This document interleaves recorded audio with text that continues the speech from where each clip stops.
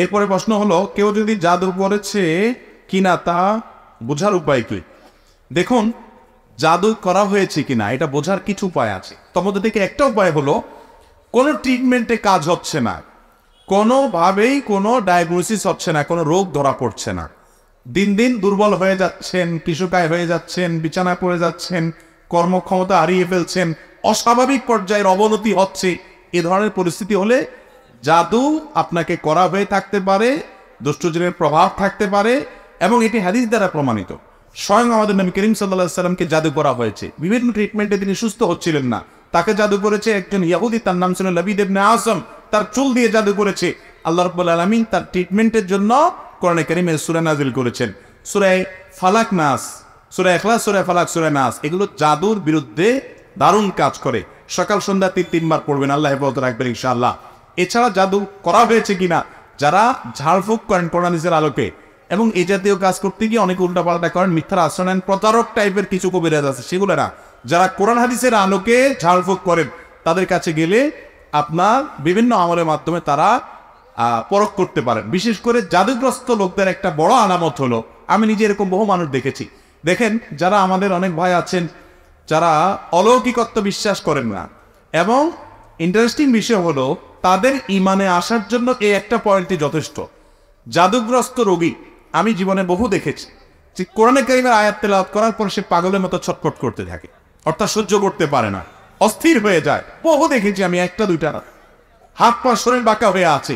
পৃথিবীর কোন বিজ্ঞান এটার ব্যাখ্যা দাঁড় করাতে পারবে? কোন বিজ্ঞানের ক্ষমতা আছে যে কোরআন আয়াত তেলাওয়াত করার পরে অ্যাকশন হচ্ছে, তার সঙ্গে কিভাবে সম্ভব? এটা জেনে ধরা রোগী, তাদের বাস্তব যদি অনেকগুলো আছে ভুয়া মানসিক রোগীকে জেনে ধরা রোগী বানানো হচ্ছে। সত্যিকারের জিনের উপদ্রব যাদের বাসা বাড়িতে হয়, আমার চোখের সামনে বহু ঘটনা আমি দেখেছি, জেনেছি। সেটাকে বিজ্ঞান কি ব্যাখ্যা দিবে? আল্লাহর কোরআন সত্য হওয়ার ব্যাপারে ঈমান আনার জন্য এই একটা পয়েন্ট যথেষ্ট। আপনি চোখের সামনে দেখলে বুঝবেন। আমার পরিচিত এক বড় ইঞ্জিনিয়ার, বুয়েটের অনেক বড় একজন ইঞ্জিনিয়ার, ওনার বাসায় জিনের উপদ্রব শুরু হয়েছে। ওনার ওয়াইফ আপনার ওই যে বটিতেই কমলা কেটে ফালি করে রেখেছে, এক ফালি কাটছে, এরপর দেখে আরেক ফালি নাই, নিয়ে গেছে। গাছের পাতা ছিঁড়ে ফেলে রাখে, এরকম উপর্যপরি ডিস্টার্ব। আমার ফ্যামিলির মধ্যে এরকম কিছু কিছু ঘটনা আমার চোখের সামনে বা আমাদের চোখের সামনে এরকম ঘটেছে, দেখার সুযোগ হয়েছে। তাহলে বোঝা গেল যে আল্লাহ রাব্বুল আলামিনের কালাম সত্য হওয়ার ব্যাপারে এই ঘটনাগুলো যথেষ্ট। যদি কারো চোখ থাকে সে একটু দেখলেই বুঝতে পারবে। যাই হোক, যেটা বলছিলাম, জাদুগ্রস্ত ব্যক্তি চেনার উপায় কি? একটা বড় উপায় হলো কোরআনে কারীমের কিছু আয়াতের, বিশেষ কিছু আয়াতের তেলাওয়াত, বিশেষ করে ঝাড়ফুঁক যারা করেন তাদের তেলাওয়াতে এটার এফেক্ট ওই ব্যক্তির মধ্যে ধরা পড়ে। তো এই জন্য সংশ্লিষ্ট ব্যক্তিদের কাছে যাবেন যারা ভালো করে বুঝেন। এক্ষেত্রে বেশিরভাগই বাণিজ্যিকভাবে কাজ করে, অসত্য কাজ করে। আল্লাহ তাআলা সবাইকে হেফাজত রাখুন। জাদুটনাতে যদি বেঁচে থাকতে চান, নিয়মিত সকাল সন্ধ্যার আমলগুলো করবেন। আমাদের একটা ছোট্ট দোয়ার বই আছে, রাসূলুল্লাহ সাল্লাল্লাহু আলাইহি সাল্লামের সকাল সন্ধ্যার আমল। এটা আসুন্নাহ ফাউন্ডেশন থেকে আপনার স্বল্প মূল্যে বিক্রি করা হয়, বিতরণের জন্য ফ্রি, আপনার বিতরণের জন্য ব্যবস্থা আছে। এই বই সংগ্রহ করে সকাল সন্ধ্যা পড়বেন। ছোট্ট একটা বই, পড়তে অল্প সময় লাগে। আর এতটুকু যদি না পারেন, অন্তত 3 কুল হুয়াল্লাহ, কুল ফালাক, কুল নাস 3 বার করে সকালে, 3 বার করে সন্ধ্যা পড়বেন। সরাসরি পড়ে কোরআনে ফু দিবেন ইনশাআল্লাহ। আর বাসায় ঢোকার সময় বিসমিল্লাহ পড়বেন, বাইরের সময় বিসমিল্লাহ পড়বেন।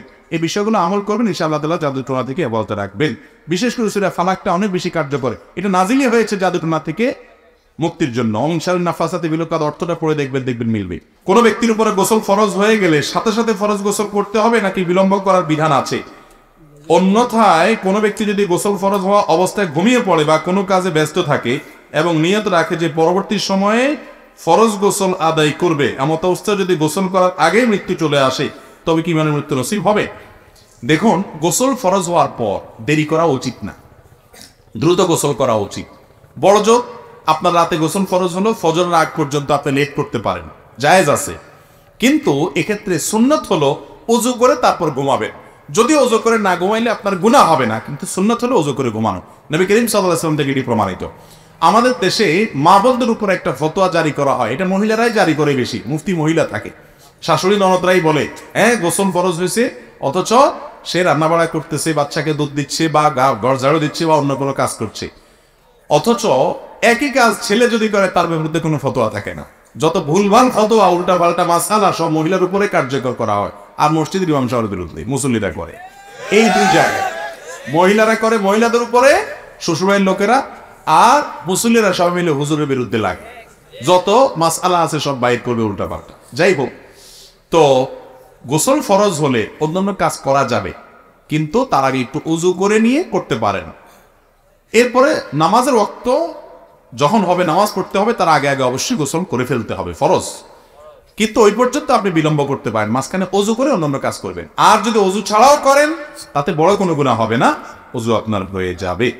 আমি একটি বিষয় জানতে চাই, 11 বছর পর অনেক চেষ্টা করে আল্লাহর রহমতে কনসিভ করি, তাই আমি ভোগ হিসাবে মাদ্রাসা একটি ছাগল দেই। বাচ্চাটা 2.5 মাসের সময় নষ্ট হয়ে গেছে। মা বলে আমি ছাগল দিলাম তাই নাকি নষ্ট হয়ে গেছে। এই বিষয়ে যদি কিছু বলতেন উপকৃত হইতাম। মায়ের কথা হলো কিছু দিতে হলে বাচ্চার জন্মের পর দিতে হয়। কত উল্টা পাল্টা কথা যে আমাদের সমাজে আছে।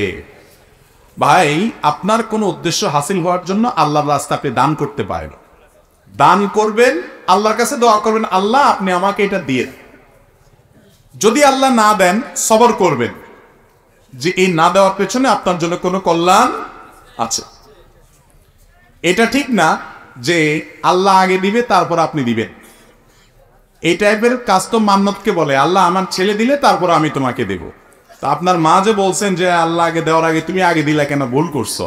আমার একটা গল্প মনে পড়েছে যে শেখ আয়েজ আল কারনি, সৌদি আরবের অনেক বড় একজন আলিম, অনেক পরিচিত এবং পপুলার একজন স্কলার, তিনি এই গল্পটা বলেছেন। ইরাকে বলে একজন বেকুব ছিল, খুব নাম করা এলাকা, সবাই জানতো একটু বেকুব কিসিমের। কিছু সোজা সরল মানুষ থাকে না, কিছু বুঝে না, তো সবার সাথে বেকুবগিরি করে, তো আল্লাহর সাথেও বেকুবগিরি করে বসছে। কিভাবে সেটা? তার একটা গাধা ছিল, এই গাধা বাঁধা টানা দিয়ে বিভিন্নভাবে সে বেচারা সংসার চালাইতে।